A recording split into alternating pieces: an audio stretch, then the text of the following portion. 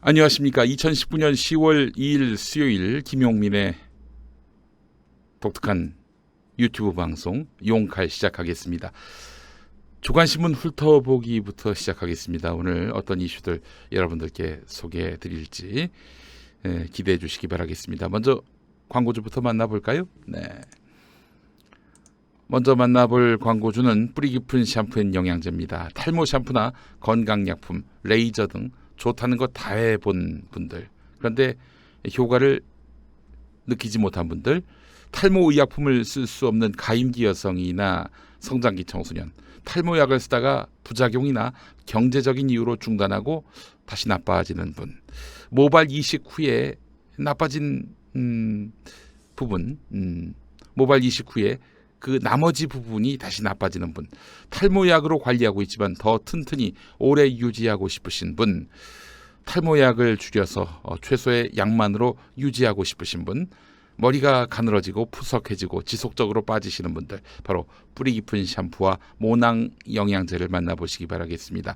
문의전화 1566-7871입니다. 1566-7871입니다.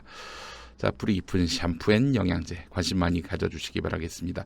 이 상품은 김용민닷컴에 없습니다. 뿌리 깊은 샴푸 검색하시고 관련 사이트에 들어가셔서 구매하시면 되겠습니다. 1566-7871입니다. 네.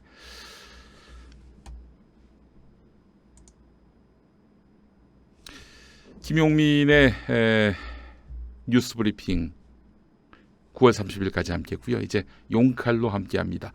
오늘 조간신문 훑어보겠습니다. 먼저 조선일보 1면과 2면 두 개 면에 걸쳐서 대대적으로 보도한 것은 김경률 회계사의 발언입니다.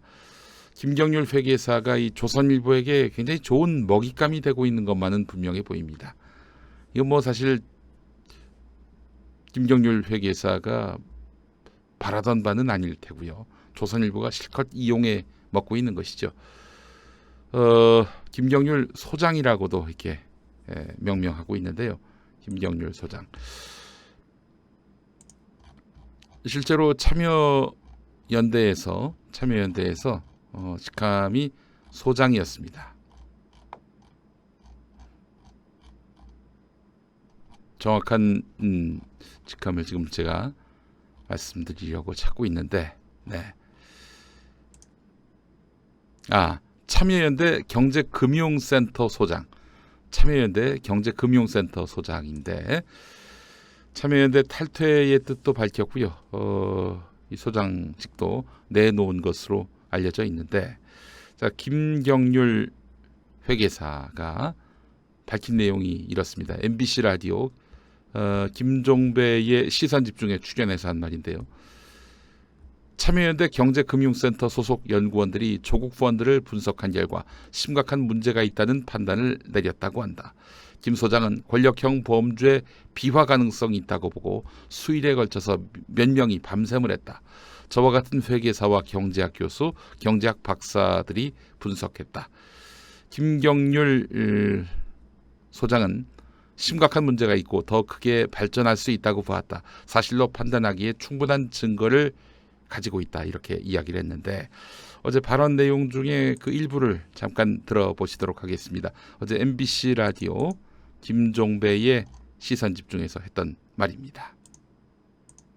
그리고 예. 사모펀드 중에서 이제 WFM을 말씀하시더라고요. 그래서 네. 이제 WFM 감사 보고서를 봤습니다. 금융감독원 전자공시 시스템에 네. 공시된 그것을 보고서 제가 드렸던 말이, 저는 이거 조국 장관은 좀 부적격하다고 본다. 예. 감히 말씀드리건대 저희가 법인등기부등본 그리고 예. 전자공시 시스템 그리고 유료화된 신용정보, 네. 그리고 사실 많은 언론들이 가지고 있는 제보 자료들을 저희와 좀 공유한 측면이 있습니다. 그래서 이런 말씀이 좀 건방져 보일 수도 있지만 어느 언론사보다도 더 깊게 넓게 좀 공부한 상태입니다. 그래요. 그렇게 그러면 네. 아무튼 그 사모펀드에 대해서 나름 조사를 하고 판단을 내린 거에 대해서 확신을 갖고 있다, 이런 말씀이신가요? 저는 어느 정도 정리라면? 최소한 방송에서 얘기할 수 있을 만큼 어떤 최소한의 어떤 판단은 가지고 있습니다. 자, 그러면 이게 그 지금 우리가 분석한 결과이니까 참여연대 이름으로 이걸 발표를 해야 된다고 내부적으로 건의를 했는데 묵살당했다는 말씀이신가요? 그렇습니다.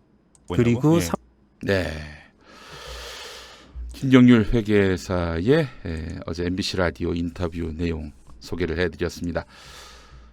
김종배 진행자가 김경률 회계사 주장에 대해서 흘러나오는 언론 기사를 기초로 한 섣부른 판단은 상당히 큰 문제를 야기할 수 있다 이렇게 말했는데, 그런데 김경률 회계사는 법인 등기부등본 전자공시 시스템, 유료화된 신용정보를 더 깊고 넓게 공부했다.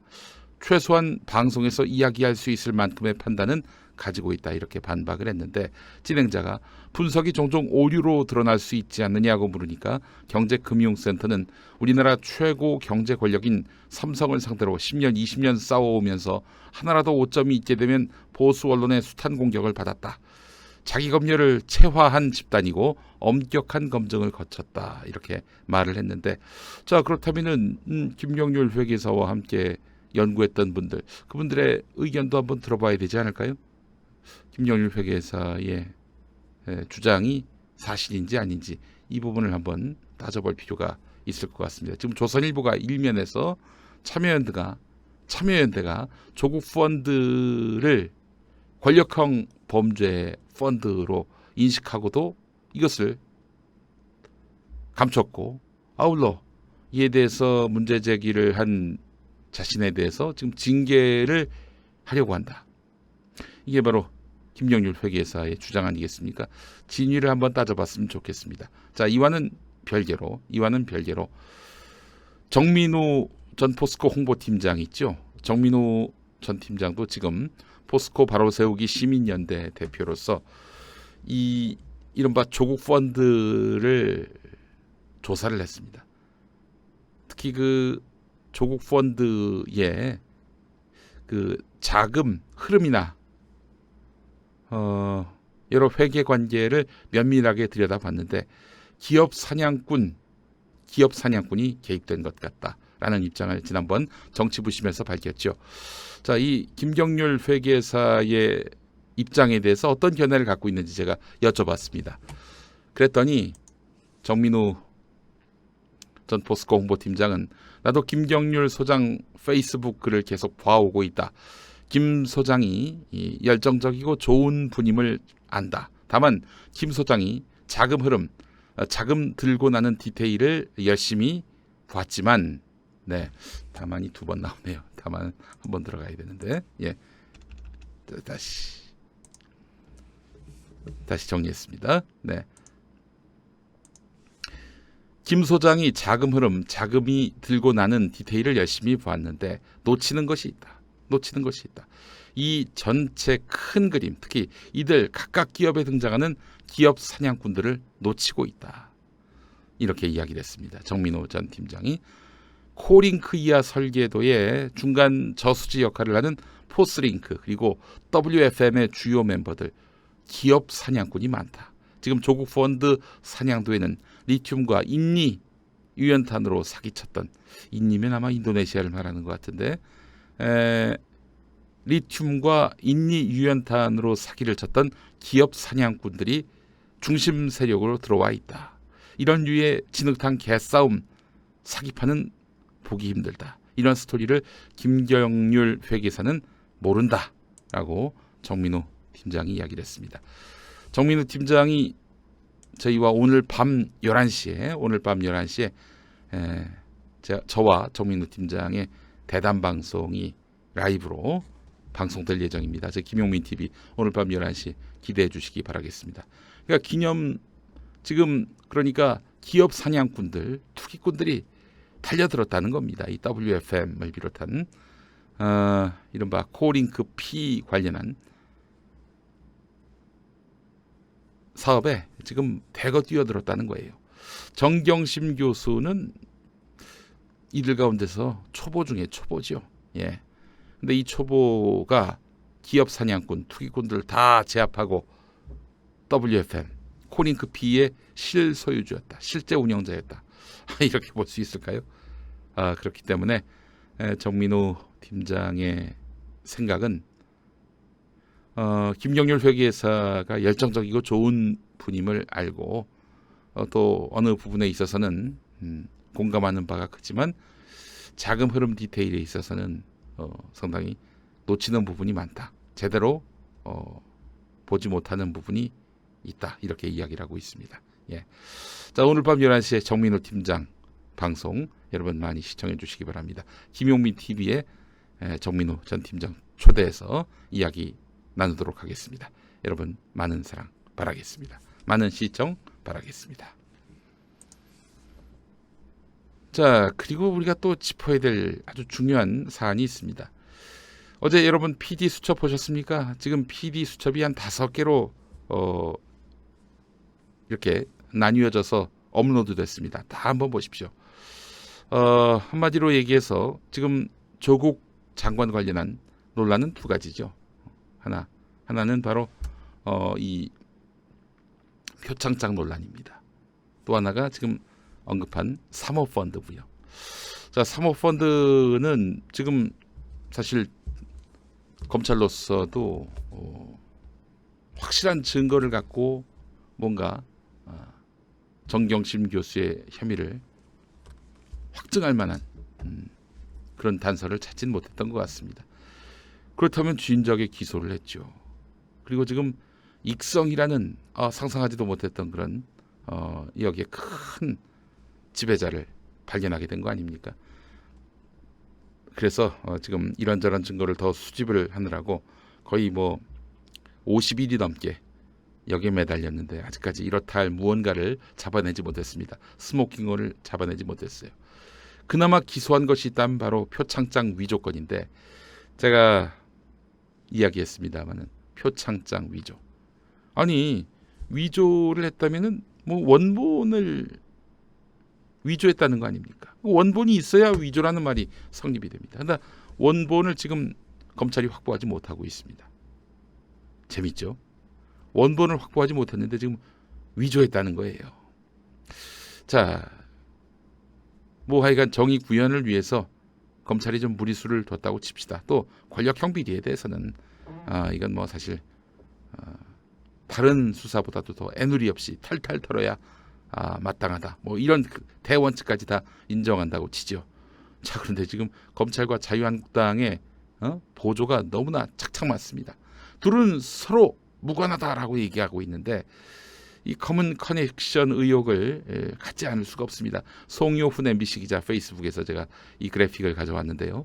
한번 보겠습니다. 8월 22일에 자유한국당이 입시비리 의혹으로 조국 장관 고소 고발을 했습니다. 통상 이렇게 고발을 하거나 고소를 하면 특히 이 정치적 사안 같은 경우에는 질질 끌거나 혹은 뭐 차후에 수사를 하거나 그런데 말이죠. 고소 고발이 이루어지자마자 검찰이 그야말로 형사부에서 특수부로 옮기면서 탈탈 털기 시작했습니다. 마치 고소 고발을 해주기를 바라는 듯 전격적인 수사에 착수를 했는데 8월 27일 조국 장관의 딸이 들어간 부산대학교 의학전문대학원에 대해서 압수수색을 했습니다.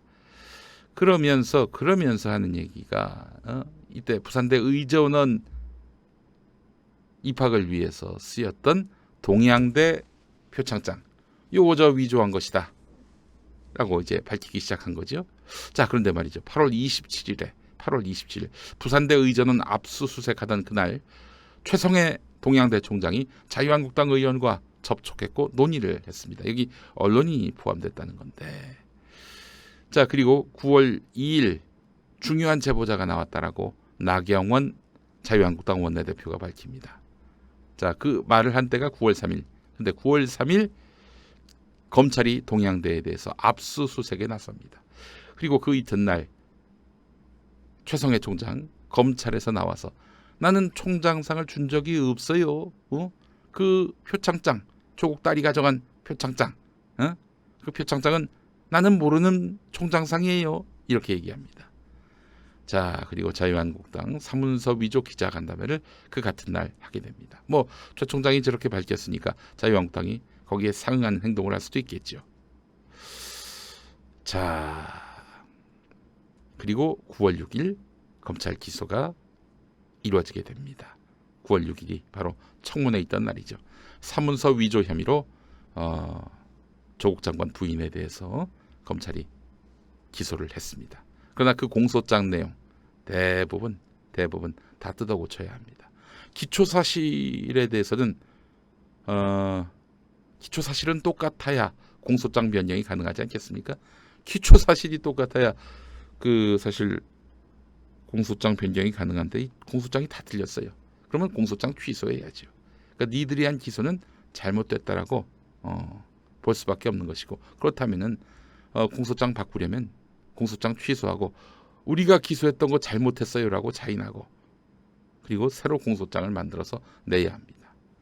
자, 그리고 말이죠. 지금 표창장 건과 관련해서 뭔가 범죄 혐의가 확실하다고 판단했기 때문에 기소한 거 아니에요? 근데 그 이후에 또 압수수색을 했단 말이죠. 공소장 내용은 대부분 다 틀렸고 뭐겠어요?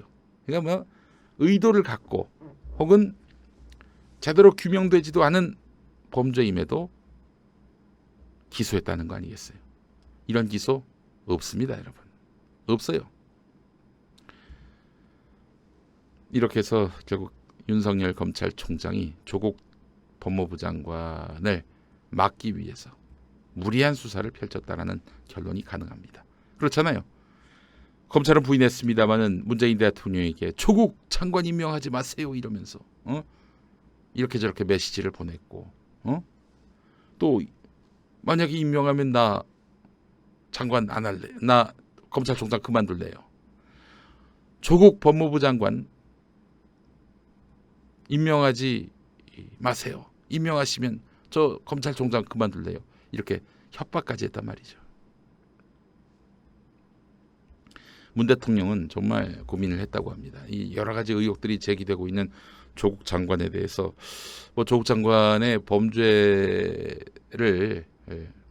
확신하는 것은 아니지만 그래도 이렇게 여러 가지 억측을 붙이고 다니는 이런 장관에게 과연 검찰 개혁의 동력이 있을까 고민을 하셨을 거예요, 틀림없이. 그런데 윤석열이 나 저 조국 장관 되면 안 할 거다. 이런 식으로 사실상 대통령 인사권에 대해서 도전한 거 아닙니까? 대통령이 그때 결심했다고 합니다. 임명해버려! 이렇게요. 자, 윤석열 총장 의도를 갖고 대통령이 천관 법무부 장관 후보 임명하지 말라고 압박했고 청와대가 여기에 대해서 받아들이지 않으니까 압수수색에 나서고 무리하게 수사하고 피의 사실 마구 공표하고 특수 수사 인력을 남용하고 심지어는 세상에 여러분 그 아들 고등학생 대리 출석까지 털었다는 거 아닙니까? 대한민국 특수검사들이 해야 할 일은 세월호 참사 관련한 이제 1년 반 정도 남았습니다. 공소시효가. 가만히 있을 겁니까? 조국 털다 말 거예요. 조국만 털면은 정의가 구현됩니까? 법정의가 구현돼요? 이 윤석열 씨가 아주 간이 배 밖으로 나왔고요. 검찰이 지금 하는 짓은 이거는 쿠데타의 다름 아닌 것입니다. 그렇게 봐야 마땅합니다.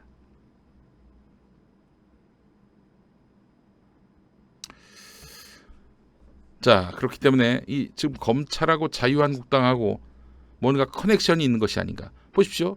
9월 6일에 인사청문회 때 오후 들어서 저도 그때 들은 얘기예요. 정경심 교수에 대해서 기소를 할 것이다.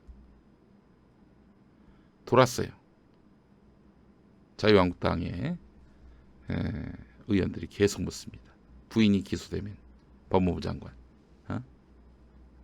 후보 사퇴할 거냐 계속 물어봐요. 이건 뭔가 자유한국당하고 커넥션이 있기 때문 아니겠는가 하는 그런 생각을 갖지 않을 수가 없습니다. 무엇보다도 최성해가 검찰에 나가서 나는 조국 딸에게 총장상 준 적 없다라고 말하기 전에 자유한국당 의원 2사람과 만났다는 거 아닙니까? 그 중에 하나가 바로 최교일이었고요. 경북 영주가 지역구인 최교일. 네, 종친이기도 하고. 근데 최교일은 PD수첩과의 인터뷰에서 그런 적 없다라고 얘기했는데 아니 이 사람들 얘기를 어디까지 믿어야 될지 모르겠어요. 예. 우리 하이드님도 말씀하셨는데요. 자꾸 말하지만 잊지 마세요. 검사는 행정부 소속 공무원입니다. 그렇습니다. 행정부 소속 공무원이 대통령에게 대놓고 이렇게 들이받는다. 어? 조직적으로 한두 사람이 뭐 정말 정의를 위해서 바른 말, 좀 비판 어린 말 그런 건 좀 쾌히 받아들이고 넘어가면 되는데 이게 조직적으로 게다가 권력기관이라 할 수 있는 검찰이 조직적으로 대통령 권력에 저항한다. 여러분 이게 쿠데타입니다. 이게 쿠데타예요.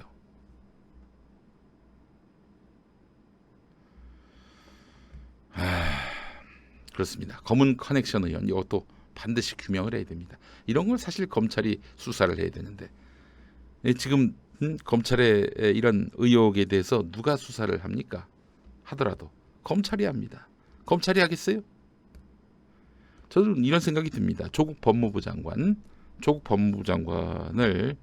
적대적 관계인 검찰총장이 턴단 말이에요. 그래서 비위가 나온다. 정말 용서할 수 없는 비위가 나온다. 그러면 뭐 국민의 눈치를 봐서라도 그 법무부 장관은 그만둘 수밖에 없겠죠. 그런데 문제는 검찰총장 윤석열 씨의 비위가 나올 경우 과연 검찰이 윤석열 씨를 상대로 수사할 수 있습니까? 못하잖아요. 지금 법무부 장관, 조국 장관은 자기에 대해서 수사해도 된다 이런 입장이고요. 검찰은 말은 안 하지만 우리가 우리를 수사해? 아니 그리고 밑바닥 저 아래측에 검사가 이 상부층 검찰 간부들 수사해? 있을 수 없는 일이지. 이러지 않을 거. 이럴 거 아닙니까? 그렇기 때문에 우리는 분명히 인식을 해야 됩니다. 검찰은 개혁이 필요하다. 아울러 고위공직자범죄수사처는 속히 설치가 돼야 하고 검경 수사권 조정도 이루어져야 한다. 네, 이 점을 최근에 검찰발 쿠데타를 통해서 우리는 확인할 수 있겠다. 이런 점을 말씀을 드리고 싶습니다. 네.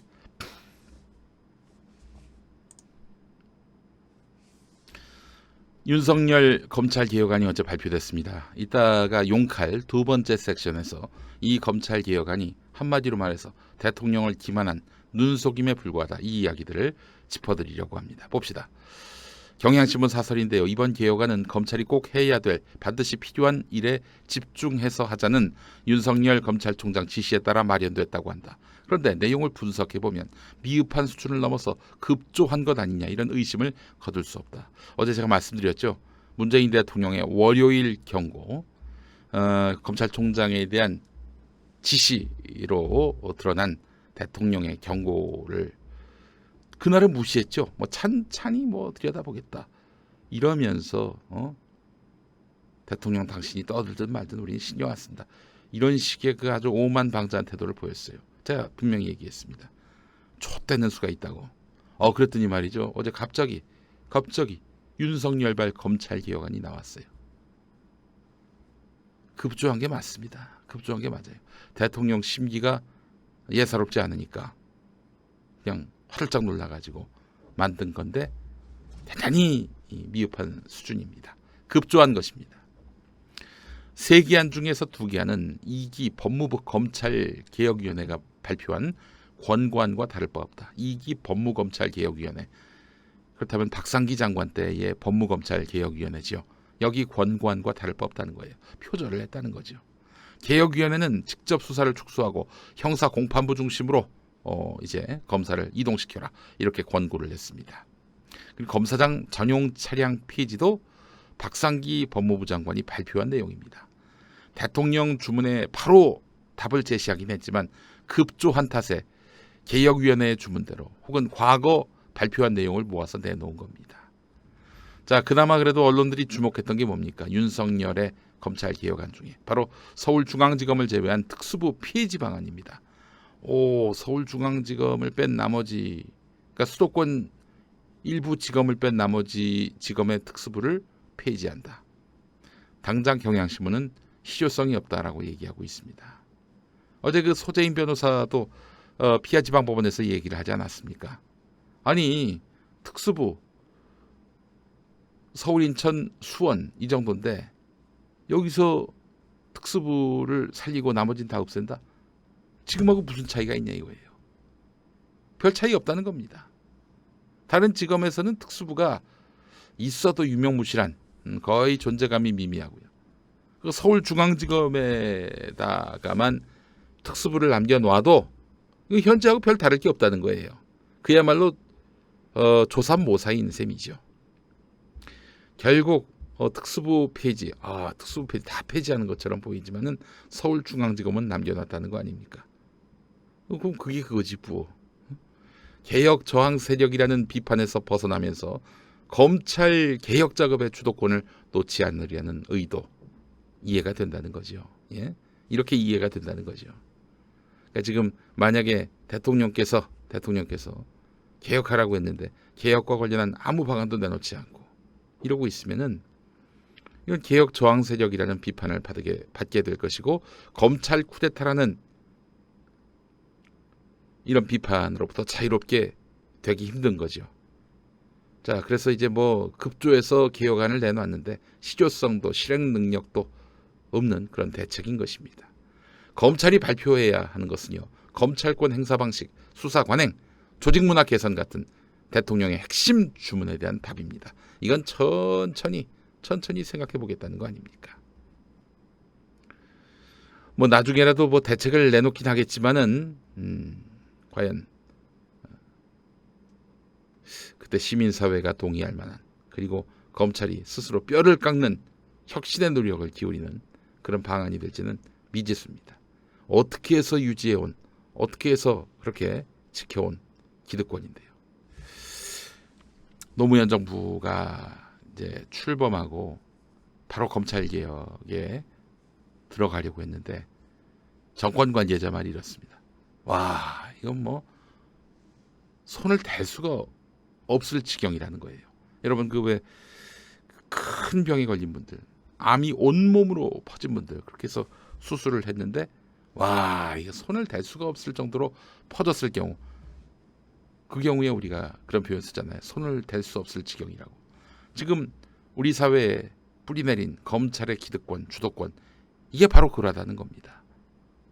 그렇기 때문에 윤석열이 이끄는 검찰은 아마 속으로 야, 우리를 개혁한다고 한번 해봐 되는지 이런 마인드인 것 같습니다. 어이 조국 씨, 우리 개혁한다면서 한번 해봐. 우리가 당신을 범죄자로 몰고 말이야. 그렇게 해서 당신을 죽이면은 아마 못할 걸. 이 마인드라고 저는 생각을 합니다.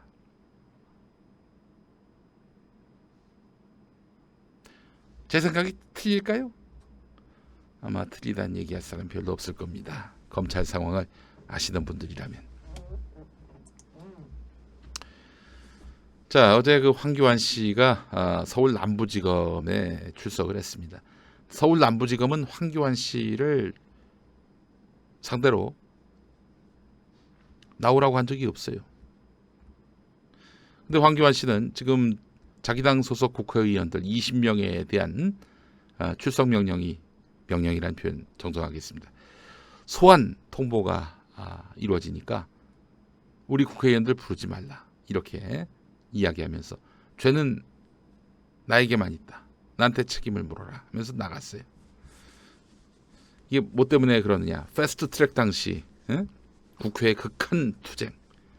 아니 자유한국당의 회의 방해입니다. 이건 뭐 국회 선진화법뿐만 아니라 다른 여러 그 범죄 혐의가 확인된 사안입니다. 근데 황교안 나가더니 묵비권을 행사했다고 합니다. 묵비권을 행사했다고. 아니 자기한테 벌을 주라고 하더니 나가서 묵비권을 행사했다고 해요.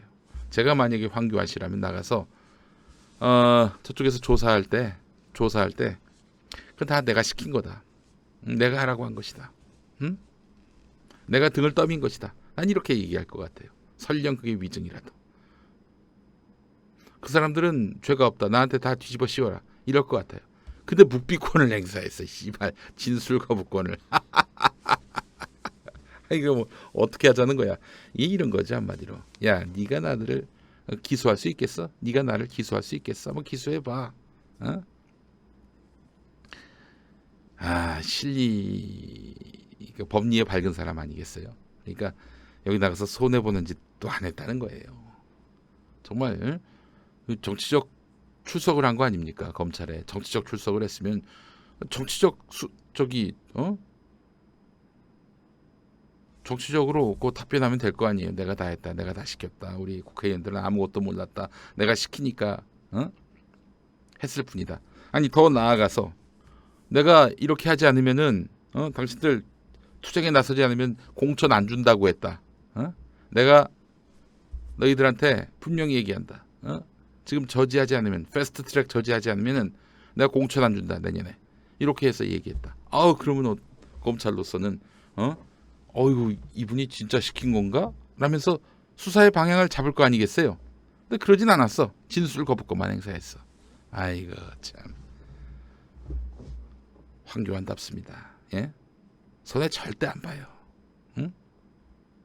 삭발 정도가 손해를 본 건데 아니 솔직히 삭발도 아마 황교안 씨도 그럴 거예요. 내가 가발이라는 소문 이걸 한번 한 방에 불식시켜줄게 이러면서 이걸 또 이용하려고 했을 거예요. 안 봐도 비디오입니다. 예? 그렇잖아요. 진술 거부권을 행사한 것을 제가 아주 배꼽을 잡았습니다. 황교안 씨 이 국면에서도 잔대가리를 굴리시는구나. 다 보이더라고요. 삭발하니까 더 잘 보여요. 황교안 씨가 잔대가리 굴리는 거. 예. 한겨레 사설을 보겠습니다. 황교안 대표의 주장은 설득력이 없다. 패스트트랙은 해머로 상징되는 국회의 극한 대치를 막기 위해서 2012년 여야 합의로 마련한 국회 선진화법에 규정된 정상적인 입법 절차다. 실효성을 위해서 회의 방해죄로 엄벌 규정을 만든 것도 박근혜 대통령 시절의 일이다. 너희들이 여당일 때 이렇게 회의 방해죄를 만들었다는 얘기죠. 사회적 참사법, 유치원 3법이 패스트트랙에 따라서 상정된 전례도 있다. 선거법 개정안과 검찰개혁 법안의 패스트트랙 상정이 불법이라는 황교안 대표의 주장은 국회법 절차를 정면으로 부정하는 것이다. 아니 황교안이나 자유한국당이나 자기들 마음에 들지 않으면 자기들의 이익이 보장되지 않으면 다 불공정하다. 다 불법이다. 지금 이러고 있는 거 아니에요. 자유한국당이 평화적인 방법으로 저항했다는 것도 거짓이다. 아니 그러니까 그때 패스트트랙 당시 저항한 것이 저지한 것이 평화적이었대. 검찰 소환 통보를 받은 자유한국당 의원들은 지난 4월 여야 사당이 선거법 개정안 등을 패스트트랙에 올리는 과정에서 최입의 바른미래당 의원을 감금하고 회의장을 봉쇄하고 법안을 탈취하고 훼손하는 등 명백한 불법을 저질렀다. 온 국민이 그 현장을 지켜보았다. 황교안 대표는 검찰이 소환을 요구하지도 않았는데 남부지검에 자진 출두했다. 패스트트랙 폭정에 맞서서 투쟁할 것을 격려한 자신에게 책임이 있다. 검찰은 제목을 치고 거기서 멈추라고 주장을 했는데 검찰 수사 중단을 요구하면서 의원들의 방패막이를 자처한 것인데 조국 법무부 장관을 둘러싼 논란에서 검찰의 엄정한 수사와 법 집행을 외쳐온 자유한국당 의원들 자신들의 이해가 걸린 일엔 집단적으로 검찰 소환에 불응하면서 법 절차를 유린하는 것 이율배반의 극치다. 검찰에 출석해서 당당하게 무죄를 항변하면 될 일이다. 만약에 말이죠. 문재인 대통령이 조국 장관 소환하지 마라. 내가 출석하겠다라면서 삭발하고 검찰청에 나간다고 한번 쳐보죠. 나가서 조사를 받는데 진술 거부를 해봐요. 한번 생각해 봅시다. 그렇게 한번 상정해 보자고요. 문재인 대통령이 삭발하고 서울 중앙지검에 나가는 거예요. 나가서 조국에 대해서 책임을 묻지 마라. 내 목을 쳐라. 이랬다면 어떻게 됐을까? 이래도 황교안의 이런 생쇼에 대해서 비판을 안 하는 언론들, 그때도 문재인 대통령에 대해서도 아무 일 없었다는 듯이 넘어갈까요? 말도 안 되는 지금 짓거리를 해놓고 말이죠. 그래놓고 야당 대표가 마치 할 일을 한 것처럼.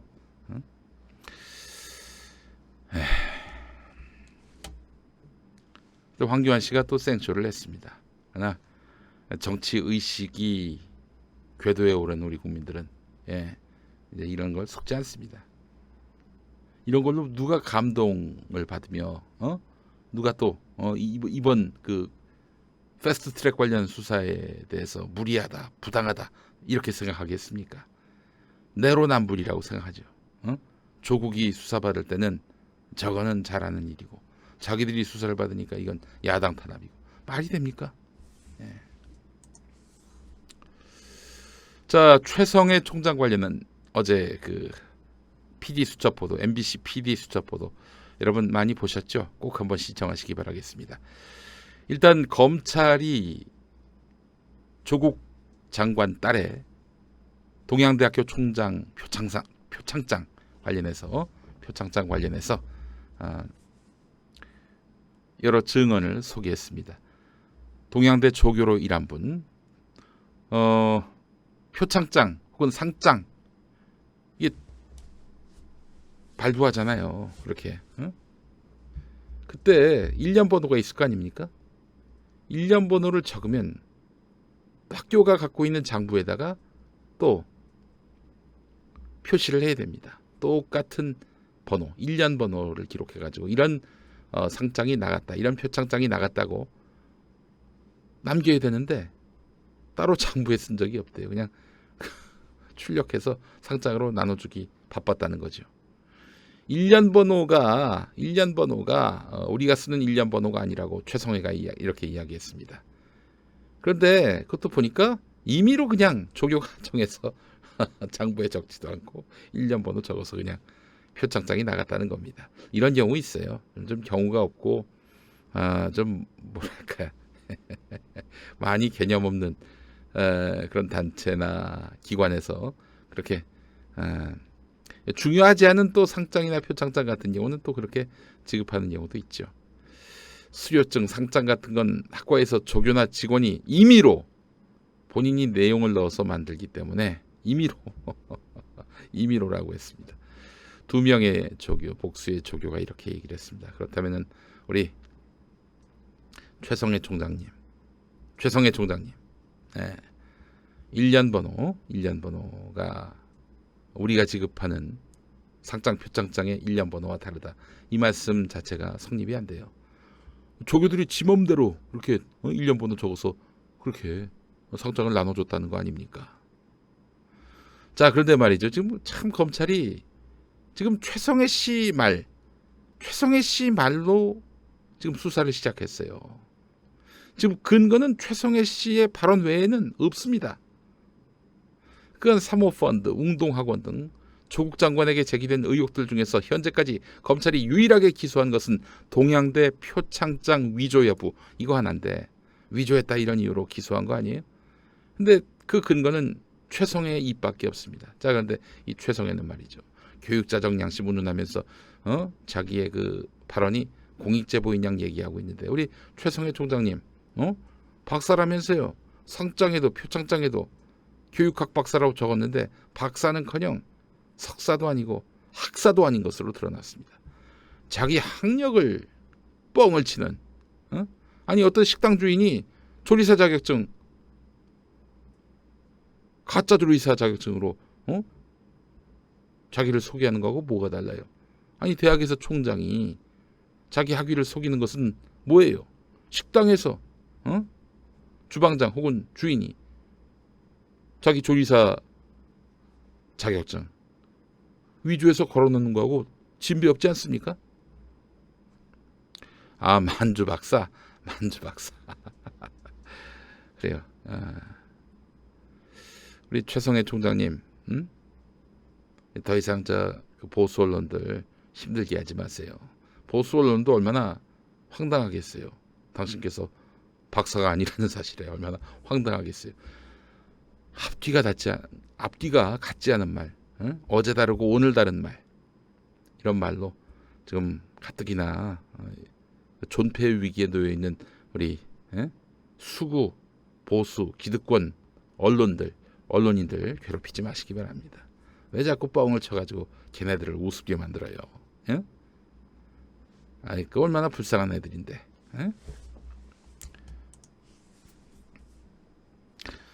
여러분, 김상봉 선생님 전남대 철학과 교수신데 이 선생님의 오늘 한겨레 칼럼 굉장히 감동 깊게 읽었습니다. 여러분들께 소개하겠습니다. 대학은 꼭 있어야 하나. 예. 조국 장관 또 검찰의 과도한 수사 이 논란으로부터 한 발 떨어져서 한번 이 문제에 대해서 함께 고민해 보죠. 맴도는 물음이 있다. 돌아보면 검찰로 하여금 그리도 기세등등하게 법무부 장관 후보자와 그 가족을 물어뜯게 만든 건 강남 길 스카이캐슬에 대한 우리의 깊은 원한 감정 때문이었다. 학벌이 신분이고 계급인 나라에서 시험 성적 때문에 무시당하고 차별당하고 매맞던 우리의 어린 시절 그 트라우마는 치유되었는가? 아니다. 현실의 검찰 폭력에 대한 의식적 분노가 너무 커져서 무의식 속에 학벌 트라우마를 눌렀을 뿐이다. 위로받지도 치유받지도 못한 마음의 상처는 예상치 못한 곳에서 예상치 못한 방식으로 다시 분출될 것이다. 입시 위주의 교육, 서열화 교육, 그리고 대학이 간판이고 사람의 인격으로 가치로 판별되는 이런 야만적인 사회를 만든 이 세력들이 지금 국민들로 하여금 조국한테 돌 던지라고 하고 있는 거 아닙니까? 그렇지 않아요?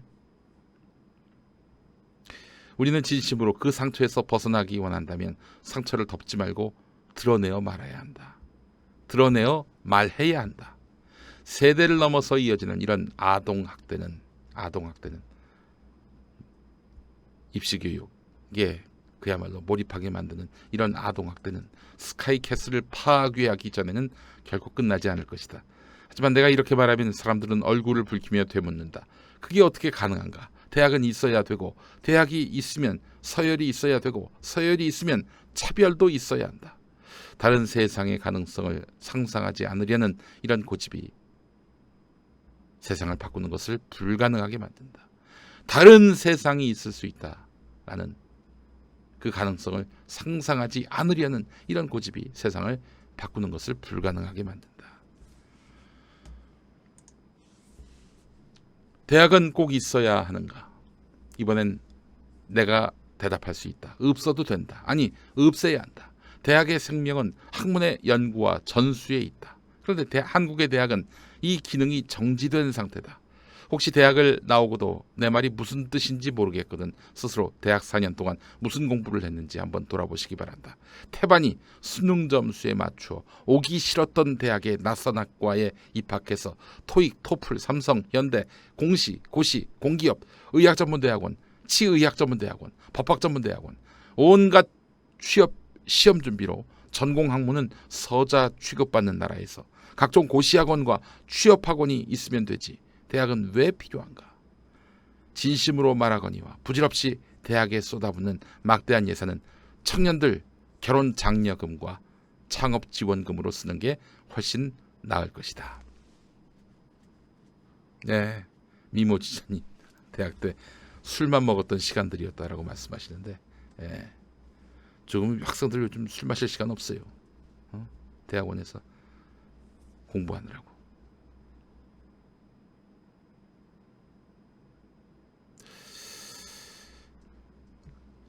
대학은 꼭 있어야 하는가?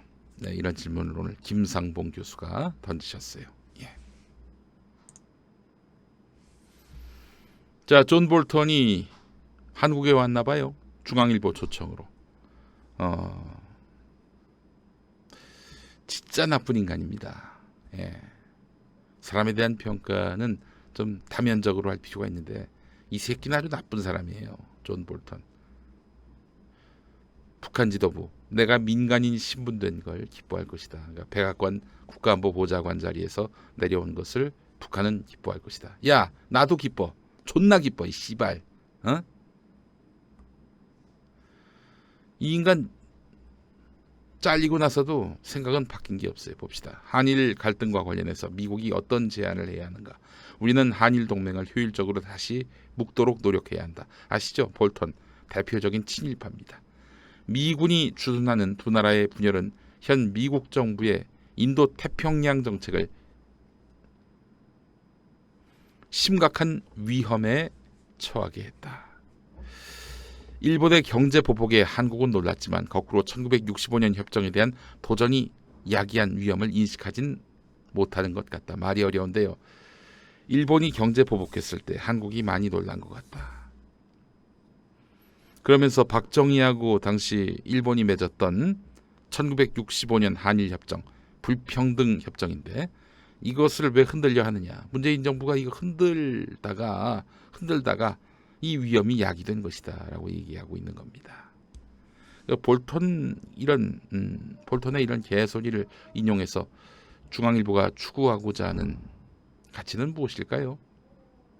당신이 만족하려면 북한은 어떻게 해야 하는가? 난 북한이 언제고 자발적으로 충분히 핵을 포기할 것이라고 생각하지 않는다. 그들은 전체 핵 체계를 포기해야 한다.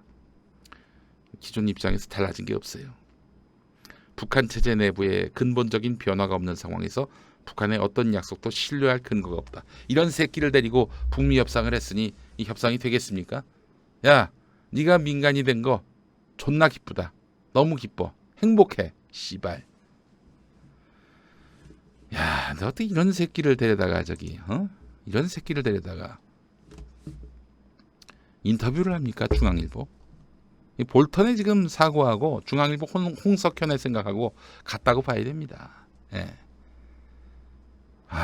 분단이 있어야만, 또 일본과 친해야만 하는 사람들, 우리 사회에 그들이 돈줄과 힘줄을 쥐고 있어요.